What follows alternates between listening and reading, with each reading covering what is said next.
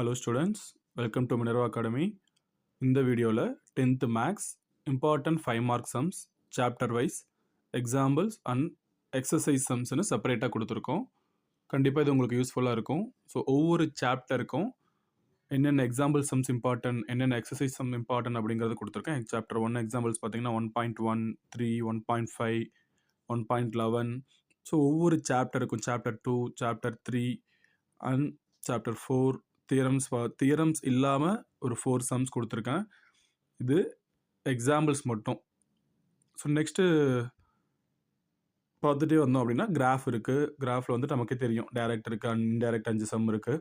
Nature of ஃப்ரூட்ஸில் example 3 sum, எக்ஸசைஸில் 3 sum இருக்குது. அடுத்தது ஜாமெட்ரியில் பார்த்தோம் அப்படின்னா similar triangle, median, altitude and angle bisector. So ஒவ்வொன்றிலும் எத்தனை சம்ஸ் இருக்குது அப்படிங்கிற அந்த டீட்டெயில்ஸ் தான் கொடுத்துருக்கேன். அடுத்ததாக எக்ஸசைஸ் பார்த்தோம் அப்படின்னா சாப்டர் 1ல் ஸோ 1.2 எந்தெந்த எக்ஸசைஸ் ஃபுல்லாக பார்க்கணும், நான் எந்தெந்த எக்ஸசைஸில் இந்த சம்ஸ் பார்த்தா மட்டும் போதும் அப்படின்னு கொடுத்துருக்கேன்.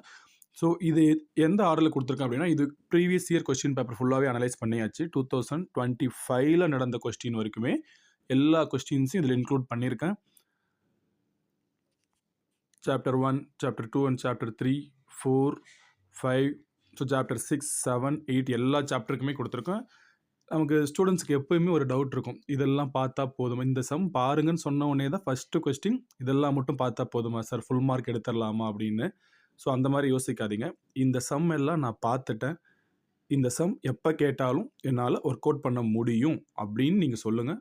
கண்டிப்பாக உங்களோட மார்க் ஹைக் ஆகும், அதுக்கு நான் கேரண்டி. சரியா? ஸோ இந்த வீடியோ கோ த்ரூ பண்ணுங்கள், சம்ஸ் மார்க் பண்ணிக்கங்க. நான் சைடில் பாக்ஸ் மாதிரி கொடுத்துருக்கேன் பார்த்தீங்களா? ஸோ நீங்களும் அந்த மாதிரி பாக்ஸ் பண்ணிக்க. ஏன்னா நம்ம ஒரு எக்ஸசைஸ் முடிச்சிட்டோம் அப்படின்னா ஒரு டிக் பண்ணணும்னு வச்சுக்கோங்க, நமக்கு ஒரு சாட்டிஸ்ஃபேக்ஷனாக இருக்கும். அதுக்காக தான் அந்த பாக்ஸ் மாதிரி கொடுத்துருக்கேன். நீங்களும் இந்த டைப்பில் ஃபாலோ பண்ணி உங்களோட எக்ஸ்பீரியன்ஸை சொல்லுங்கள். All the best. தேங்க்யூ.